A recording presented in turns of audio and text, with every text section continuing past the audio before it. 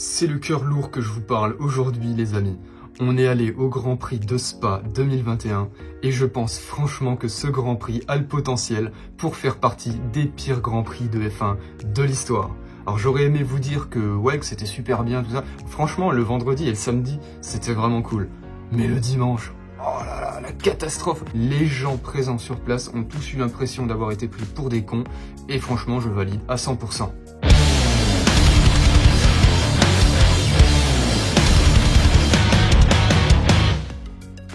Commençons par l'accès au site. Alors déjà, beaucoup de temps perdu dans les embouteillages. Bon, forcément, il y a du monde, il y a de la circulation, tout ça. Les déviations qui ont été mises en place par la police locale, qui sont pas toujours compréhensibles. Mais ça passe encore, parce que bon, tu te dis, les mecs, ça fait des années qu'ils organisent des Grands Prix à Spa. S'ils l'ont fait de cette manière, c'est qu'ils devaient savoir ce qu'ils faisaient.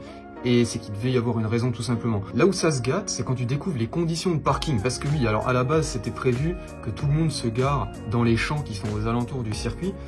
Donc déjà, se stationner dans les champs, bon, c'est moyen, mais voilà, il y a du monde, il faut bien les mettre quelque part. Le problème, c'est que les gens qui sont arrivés le vendredi, eh ben, ils se sont garés dans le champ, mais comme il a plu tout le week-end, bah forcément, quand tout le monde est arrivé et reparti et tout ça, ça a un peu labouré le champ, si tu veux. Et à la fin de la journée, tout ce qu'il en restait, c'était une sorte de mare de boue.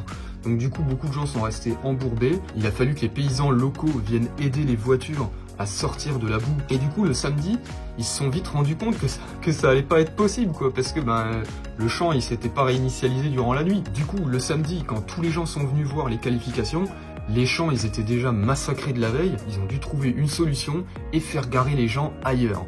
Le problème, c'est que ça s'est un petit peu fait à l'improviste, ce qui fait que le samedi matin, il y avait des bouchons incroyables et une attente interminable pour pouvoir monter jusqu'au site. Et même combat le dimanche, mais avec encore plus de personnes, ce qui fait qu'ils ont dû ouvrir des champs aux alentours, mais encore plus loin, tu vois ce que je veux dire. Du coup, nous, on est arrivé le dimanche, on nous a fait nous stationner dans un autre champ, tout bêtement. Et on nous a dit, bah voilà, maintenant il faut aller par là, démerdez-vous quoi. On est arrivé, on a marché un petit moment, on a vu qu'il y avait des navettes qui avaient été mises en place, donc c'est déjà ça.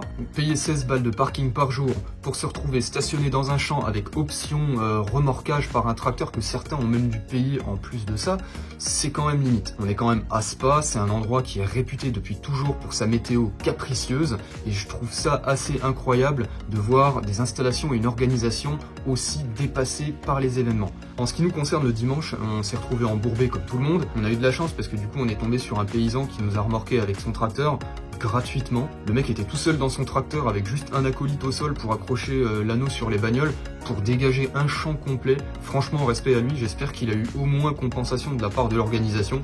Parce que sinon, nos 16 € de parking, je sais pas à quoi ils servaient. Ensuite, on va parler du système de coins, qui est un petit peu le moyen de paiement sur site pour tout ce qui est les consos, les boissons, la bouffe et tout ça. Donc ça, c'est un petit peu comme à la fête de la saucisse chez toi, tu vois, tu vas à un guichet, tu vas acheter des tickets, puis après tu utilises ces tickets pour payer tes consos. Sauf que généralement, dans un cas comme ça, t'as une boisson qui va te coûter un ticket par exemple, et puis t'as un sandwich qui va te coûter 2 ou 3 tickets, peu importe, tu vois.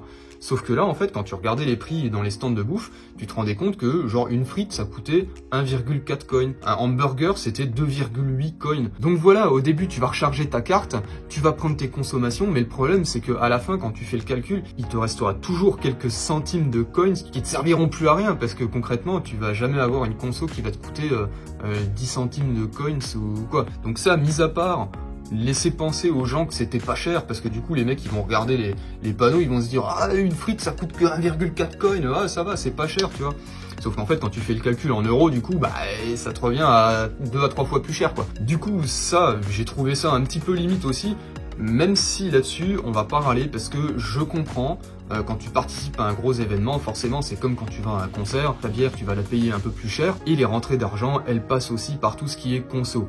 Et maintenant, gros point noir, on va parler de la course du dimanche. C'est pas compliqué, beaucoup de gens ont fait le voyage, ont économisé pendant des mois pour pouvoir s'offrir un week-end de Formule 1. Ils ont consacré du temps, de l'énergie, à se ramener sur place, à faire tout ce qu'il fallait pour pouvoir assister à une course qui n'a tout simplement pas eu lieu. Une météo très capricieuse, des heures d'attente interminables dans des conditions qui n'étaient franchement pas top. 3 heures après l'heure initiale du départ, la course qui se retrouve annulée, ou plutôt terminée de façon un peu bâclée et insultante. C'est quand même un gros manque de respect envers les 75 000 personnes présentes dans le public. Les voitures sont passées 2 ou 3 fois lors de tours de reconnaissance. suivi de 2 tours de formation sous safety car. Ensuite, drapeau rouge pour tout le monde, toutes les voitures rentrent au stand, suivi d'une attente interminable. Le même scénario s'est reproduit peu après 18 h. De nouveau donc 2 tours sous safety car, suite à quoi la course a tout simplement été abrégée. Il y a quand même eu un classement qui a été basé sur les résultats des qualifications de la veille, une espèce de célébration sur le podium avec champagne et tout ça, et attribution de points, ce que je trouve assez déplacé. Qu'on soit clair, je suis 100% contre un départ dans ces conditions. La sécurité avant tout, beaucoup de gens iront dire sur les réseaux sociaux « Ouais, mais à l'époque, les pilotes, ils avaient des couilles, ils partaient, peu importe le temps qu'ils faisaient. » Non, je pense qu'on n'est plus dans les années 70, c'est normal d'avoir des règles de sécurité qui ont un peu évolué et c'est normal d'annuler une course si les conditions ne garantissent pas un minimum de sécurité. L'adhérence était mauvaise et le plus gros problème, c'était la visibilité. Les pilotes ne voyaient pas devant eux et si les pilotes ne sont pas capables de distinguer les drapeaux qui sont brandis par les commissaires, il est normal de ne pas tenter l'impossible.